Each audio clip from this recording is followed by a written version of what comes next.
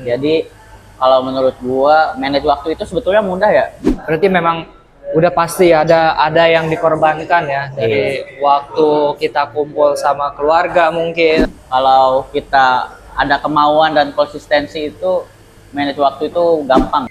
Ataupun kadang-kadang gua pulang kerja gitu kalau urgent ketemu sama anak organisasi gitu. Kalau mahasiswa itu bisa berkreasi atau bisa menyuarakan apapun gitu tanpa takut. Buku apa gitu yang pernah lu baca? Nah, setelah lu baca itu menjadi motivasi lu hidup, menjadi motivasi lu juga sebagai pemimpin.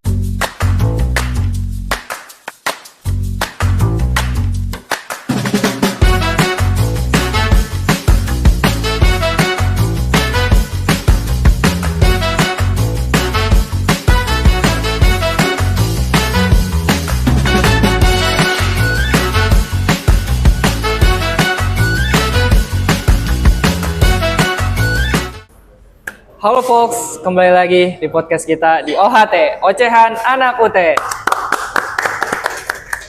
Oke, di episode kali ini, perkenalkan gue Aan. Gue kali ini sebagai host yang akan memandu pada kesempatan kali ini. Kemudian juga gue tidak sendiri, gue juga kedatangan narasumber yang begitu hebat. Karena tentunya di podcast kita di OHT ataupun di yang lainnya, kita selalu mendatangkan narasumber yang intinya keren ya, berwibawa dan mempunyai kelebihannya masing-masing gitu. Nah, kali ini gue ditemenin oleh seseorang bisa dibilang sebagai ketua dari berbagai ketua di organisasi lain.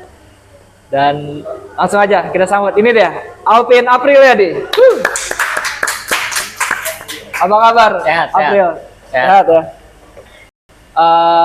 Nah, kita nanti akan mengulik banyak sekali. Kita akan tanya-tanya apapun itu tentang April dan juga tentang organisasi yang lainnya. Nah, langsung aja mungkin April boleh say hi dulu ke kamera, perkenalan diri. Halo, nama gua Alvin Apriliadi. Gua prodi Ilmu Hukum, sekarang semester 4. Gue diamanahi jadi ketua Ormawa buat periode 2025 sampai 2027. Ketua yang tadi gue bilang, ketua dari berbagai ketua di organisasi lain. April ini. Nah, di episode kali ini kita akan bertemakan tentang membangun jiwa kepemimpinan dan bangku kuliah bersama ketua organisasi mahasiswa UT Bogor gitu. Nah, gimana April? Apa kabar? Sehat-sehat, An. Kita kayak udah lama nggak ketemu ya. Terakhir ketemu kita di acara Jurnal Festival Fail kemarin ya? Tahun lalu itu ya? Iya. Wah, gila, itu keren banget sih. Nah, gimana tuh menurut lo acara itu kayak baguskah, berkesankah atau enggak kah bagi para peserta yang datang? Gokil sih itu acara menurut gue ya. Iya. Gua sambutan di depan 500-an orang, gila. Lumayan memacu energi yang Gila. Menambah pengalaman juga mungkin. benar. Kan belum pernah ada acara anak UT bikin acara yang peserta sebanyak itu. Iya. Berarti itu sangat keren buat lo ya. Nah, kita bukan mau ngobrolin itu, tentunya kita mau mengulik lebih dalam lagi tentang April dan tentang dunia kesehari-hariannya. Nah, gimana April? Sehari-hari gimana? Kerja kah atau hanya kuliah doang kah? Kerja gua alhamdulillah sekarang di Jakarta. Oh, kerja di Jakarta. Tuh. Oh, berarti April ini kesibukannya adalah selain ngurus organisasi yang ada di UT, terus juga kerja gitu. Nah, gimana tuh? Lu membagi waktunya, membagi kesempatan, apa segala macamnya tuh antara lu ada di dunia kerja dan lu ada di dunia organisasi, karena di organisasi ini juga yang tidak biasa aja gitu ya, karena ini April itu sebagai ketua umum gitu guys, jadi ketua umum yang bisa menangani seluruh organisasi-organisasi yang lain, baik itu UKM ataupun HIMA yang berada di naungan Ormawa ini ya. Nah, gimana tuh kira-kira tipsnya lu bisa membagi waktu dari semuanya itu? Kalau dari gua sih buat membagi waktu itu, gua membagi ya, kalau misalnya gua weekday mostly dari jam 9 sampai maghrib itu gua pasti kerja tuh. Gua nggak bisa ketemu sama untuk urusan kampus gitu. Dan gua di weekend sudah pasti meluangkan waktu buat organisasi ya, baik itu untuk ormawanya sendiri atau mungkin gua delegasi ke UKM atau Hima yang ada acara gitu. Jadi kalau menurut gua manage waktu itu sebetulnya mudah ya. Kalau kita ada kemauan dan konsistensi itu manage waktu itu gampang gitu. Jadi kita udah tahu Senin sampai Jumat kita kerja, Sabtu Minggu kita di kuliah gitu, di kampus gitu. Ataupun kadang-kadang gua pulang kerja gitu kalau urgent ketemu sama anak organisasi gitu. Maksimal dari jam 7 sampai jam 10 sih. Kalau weekday ya gua. Itu main dulu tuh, nongkrong dulu. Agak kadang-kadang ada ketemu apa gitu. Kadang juga nongkrong sih. Weh, dia ngurusin tentang organisasi lah ya. Iya. Nah, April ini apa ya, bisa dibilang sangat ekstra juga ya membagi waktunya ya, karena yang tadi dibilang April kerja dan juga ngurusin organisasi ini ya suatu hal yang sangat luar biasa gitu ya. Nah, kira-kira lu pernah gak sih ngerasain lu kayak jenuh, suntuk, capek gitu lu pas lu ngeimbangin tentang dunia kerja sama dunia organisasi yang lu pegang? Kalau capek mah pasti sih gua. Tapi yang jadi bara semangat gua tuh karena gua punya amanah gitu. Punya tanggung jawab buat diselesaikan gitu. Jadi kalau gua gagal di sini berarti ya takutnya ya ini mah gua menyesal gitu. Makanya gua sebisa mungkin buat jor-joran gitu, buat waktu, buat tenaga, buat materi gitu. Jadi kalau kita pengen sesuatu kan ya ada sesuatu yang dikorbankan gitu. Dan misalnya gua memilih buat jadi ketua, ya gua harus menerima konsekuensinya gitu. Betul. Berarti memang udah pasti ada yang dikorbankan ya dari waktu kita kumpul sama keluarga mungkin atau sama teman-teman rumah atau teman-teman manapun gitu. Sama Tapi pacar sih, sama pacar juga. Tapi semua itu ya karena udah terbiasa kesehariannya, jadi udah nggak jadi masalah lah ya, udah tinggal jalanin aja. Tinggal jalanin aja dulu. Nah, gue sempat lihat sosial media lu juga nih, Pril. Kalau gue lihat lu lagi aktif banget baca buku gitu. Nah, ini apakah emang ini lu udah terbiasa baca buku dari dulu, apa emang awal-awal ini tentang lu ngebaca buku, dan buku apa aja gitu kira-kira yang paling lu suka atau yang sering lu baca? Gua suka baca buku tuh dari mulai SMK ya. Buku yang pertama gua baca itu selain buku sekolahan itu novel berjudul Kompunerts gitu. Jadi gua mulai suka baca buku itu dari novel gitu. Karena menurut gua jenuh membaca buku di sekolah gitu tentang modul-modul. Jadi gua suatu hari tuh ada saudara gua memberi gua, "Nih baca buku." gitu. Awalnya gua kayak buat apa sih buku gitu. Zaman sekarang kan akhirnya gua coba buat baca tuh pas masih sekolah. Dan gua akhirnya ketagihan gitu baca buku. Jadi mulai lulus sekolah gua udah mulai baca-baca buku tuh. Lalu pada saat masuk kuliah juga ditambah, kan kalau kita mahasiswa kan katanya harus berwawasan luas ya. Jadi gua tambah bacaan buku-buku gua gitu. Jadi ya dari mulai SMK sih gua mulai baca buku. Oke, berarti udah cukup lama juga ya. Lumayan. Nah, kira-kira buku apa gitu yang pernah lu baca? Nah, setelah lu baca itu menjadi motivasi lu hidup, menjadi motivasi lu juga sebagai pemimpin gitu. Kira-kira ada gak judul buku atau buku jenis apapun gitu yang setelah lu baca lu bisa mendapatkan banyak banget manfaat gitu buat lu pribadi? Kalau buku fiksi dan non fiksi berarti ya? Iya. Kalau buku fiksi sih gua selalu recommended buku Laut Bercerita sih. Karena di buku Laut Bercerita itu kan tentang perjuangan mahasiswa buat reformasi ya tahun 1998. Jadi berbagai macam informasi yang belum kita ketahui dari publik itu ada di buku itu, tentang macam-macam lah gitu. Nah, di buku itu juga kan diceritakan tentang seorang mahasiswa gitu yang mencoba buat mereformasi, ditambah dia menghadapi tantangan-tantangan yang berliku gitu. Dan itu menurut gua buku itu jadi relate buat gua pribadi gitu. Kayak gua merasakan hal yang sama ada di karakter itu, namanya Biru Laut gitu. Karakter utamanya. Nah, gua sangat merekomendasikan buat mahasiswa itu baca buku Laut Bercerita sih, karena itu novel yang relate lah sama kita gitu.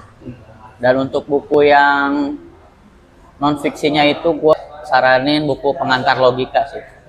Karena logika itu penting ya buat, ya bukan hanya buat belajar ya, logika tuh buat kita sehari-hari, buat kita bekerja gitu.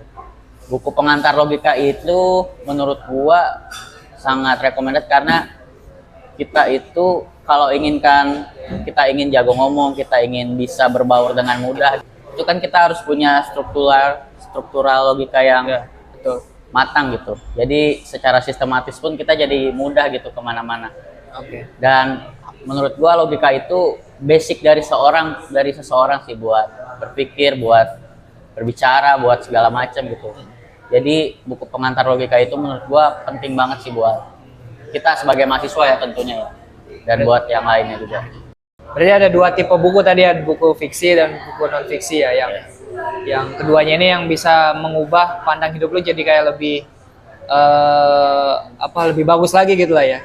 Nah, gini Pir, kalau kita lihat juga kan seiring berjalannya waktu ya, perkembangan sosial media sekarang yang makin bagus, yang makin melebar luas, yang makin menggampangkan orang mendapatkan informasi tanpa membaca buku, dengan dia bisa scroll atau dia bisa lihat konten video atau apapun gitu. Nah, kira-kira lu punya tips gak sih buat para pembaca buku juga nih, para penonton kita, bagaimana bisa terus konsisten untuk membaca buku gitu tanpa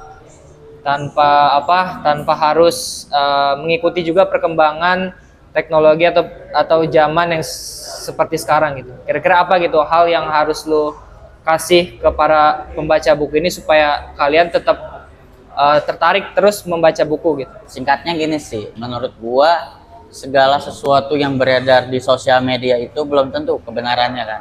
Oke. Tapi kalau di buku itu, informasi yang tertulis di buku itu udah pasti itu eligible gitu. Oke. Mulai dari bukunya, kalau mau ditulis kan kita harus ke penerbit, terus dicek segala macem. Terus juga data-data valid itu kan kebanyakan di buku. Kayak kita di UT kan, kalau tugas atau diskusi itu referensi kan harus jelas gitu, harus dari buku, dari jurnal. Iya. Kalau dari sosmed itu kan kadang-kadang tidak dikasih nilai bagus gitu. Jadi menurut gua baca buku itu bisa menjadi penyaring buat kita tidak menelan mentah-mentah apa yang ada di sosmed gitu. Jadi buku itu sebagai nyaring kita biar kita tuh nggak kemakan hoax. Betul.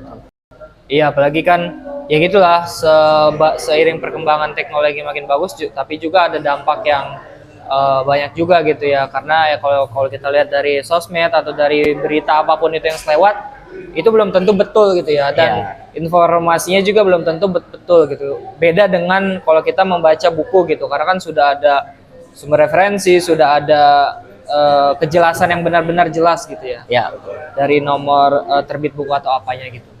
Nah, itu tadi soal buku. Nah, terus juga gue masih penasaran nih tentang lo memimpin organisasi, terus juga lo juga sebagai pekerja gitu. Nah, kira-kira menurut lo organisasi itu penting gak sih buat kita nih selaku mahasiswa atau juga yang bekerja juga ya, yang sama seperti lo gitu. Kira-kira tuh organisasi itu penting gak sih buat bisa kita makin lebih berkembang, buat kita bisa makin lebih yakin, lebih pede buat kita terapkan di dunia kerja ataupun di kehidupan di luar sana gitu? Menurut gua sih organisasi ini masih sangat penting ya buat kita lakukan apalagi di dalam bangku kuliah ya.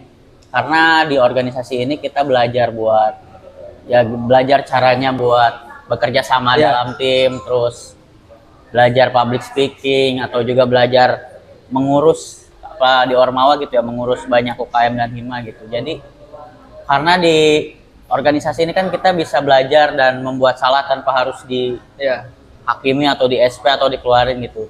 Beda dengan di kerjaan yang kalau misalnya kita buat kesalahan kan langsung di SP atau di itu. Karena di organisasi ini kan tempatnya belajar gitu, tempatnya kita buat salah. Karena di bangku kuliah itu kita harus salah dan gagal sebanyak-banyaknya biar kita nanti di luar bisa lebih baik gitu. Jadi organisasi ini bisa jadi tempat belajar kita, tempat bereksperimen kita buat melakukan sesuatu gitu. Karena di kerjaan atau di luar itu kan bisa jadi pola pikirnya nggak sama Iya, ketika betul. kita di organisasi gitu. Jadi organisasi ini tempat kita buat belajar, tempat kita buat mengasah kemampuan kita, menambah soft skill kita di bidang-bidang tertentu gitu. Jadi menurut gua masih sangat penting sih buat kita ya, khususnya mahasiswa itu buat berorganisasi. Nah, Pril, lu kan sebagai ketua umum di organisasi mahasiswa UT Bogor ya. Nah, kira-kira lu tuh berharap anggota-anggota lu atau anggota-anggota organisasi yang lain melihat lu ini sebagai apa gitu? Apakah lu ingin dilihat sebagai pemimpin yang tegas, pemimpin yang suka marah-marah, atau lu ingin dianggap pemimpin yang royal, pemimpin yang asik gitu? Gimana tuh dari lu pribadi? Kalau gua pribadi sih, gua pengennya gua dilihat sebagai pemimpin yang bijaksana aja sih. Oke, Karena bijaksana. kalau jadi pemimpin itu susah-susah gampang ya. Ya. Ada beberapa hal yang memang kita dapat kemudahan sebagai ketua gitu. Ada juga yang menjadi apa ya, menjadi berat gitu. Karena di Ormawa sendiri sih gua sangat berharap gitu. Khususnya di lingkup UT Bogor ya. Kalau mahasiswa itu bisa berkreasi atau bisa menyuarakan apapun gitu tanpa takut kita dihakimi atau salah gitu. Karena kalau gua pribadi melihatnya di UT Bogor ini kan masih organisasi yang baru ya. Karena dulu sebelumnya Ormawa UT Bogor ini bernama Komunitas Mahasiswa UT Bogor. Dan karena sekarang udah transisi sebagai Ormawa UT Bogor, jadi gua harap sih mahasiswa-mahasiswa bisa lebih berkembang gitu, bisa lebih berkreasi atau apa ya, menyalurkan pikirannya tanpa harus takut apapun gitu. Dan gua sangat suka gitu kalau ada orang yang berpikir kritis atau mengkritik sesuatu itu. Kayak gitulah intinya. Pemimpin yang pengennya ya dilihat sebagai pemimpin yang bijaksana aja. Oke, sebagai pemimpin yang bijaksana gitu. Nah, dari apa yang lu inginkan untuk dilihat dari anggota-anggota lu, kira-kira lu udah menerapkan itu belum? Lu sudah menerapkan tentang kebijaksanaan, lu sudah menerapkan keaktifan atau ilmu-ilmu yang lu punya gitu ke anggota-anggota lu? So far sih gue udah menerapkan ya. Kan kalau penilaian itu nggak bisa dilihatnya dari gue ya, itu dari pendapat orang lain. Tapi gue pribadi sih ngerasa udah sebijaksana mungkin, gitu, seadil mungkin buat apa ya, membuat kebijakan atau mengatur sesuatu gitu. Jadi gue harap sih dilihatnya sebagai bijaksana. Nah, pastinya tentulah ya, lu itu sebagai ketua umum, sebagai role model juga lah mungkin bagi para ketua-ketua organisasi yang lain gitu. Tentunya itu juga semua tidak mudah ya, tidak mudah dijalani gitu, karena lu juga harus menempatkan posisi lu juga harus bisa menyeimbangi karakter lu di setiap organisasi atau UKM yang berbeda gitu. Nah, terus juga ini yang terakhir, gue pengen minta tips dari lo untuk seluruh mahasiswa-mahasiswa yang sekarang ini sedang membangun karir, terus juga yang sekarang ini sedang bergabung di organisasi mahasiswa kemahasiswaan gitu. Nah, kira-kira lu punya tips atau lu punya hal yang bisa lu sampaikan gak sih kepada para penonton gitu untuk tetap terus semangat, dan bagaimana gitu caranya? Tips gue buat yang pengen lagi membangun di organisasi gitu, ingin berkembang, tips gue sih pertama tetap semangat, kedua perbanyak relasi gitu, banyakin ngobrol sama senior lu atau banyakin ngobrol sama teman-teman lu yang lain. Kalau lu punya ide, diskusikan dengan yang lain, karena jangan sampai ide itu mentah di kepala lu sendiri gitu. Terus juga banyak baca buku ya, karena buku tuh kalau kata pepatah tuh buku jembatan ilmu ya. Jadi kalau lu banyak baca, semakin lu banyak baca buku, semakin banyak wawasan lu bertambah dan semakin bisa lu untuk bersaing dengan pikiran-pikiran yang lain gitu. Jadi jangan sampai karena udah ada sosmed lu jadi lupa baca buku gitu. Yang keempat, jangan takut gitu. Jangan takut buat berinovasi atau menyalurkan ide-ide lu di organisasi gitu, karena memang organisasi ini tempatnya buat penyaluran ide-ide kalian gitu. Jadi jangan sampai ide kalian malah terhambat gitu ketika masuk organisasi. Jangan takut, karena kalau organisasinya menghalangi ide-ide yang kalian inginkan, berarti kamu tidak cocok di situ. Kamu cari organisasi yang lain, gitu, Oke. yang relevan. Oke, gila. Keren banget sih. Itu tadi beberapa tips dan hal-hal yang disampaikan dari April sendiri sebagai ketua umum organisasi mahasiswa UT Bogor. Sebenarnya sih dari yang gua tangkap dari obrolan kita ini itu cukup sangat baik dan bagus lah ya.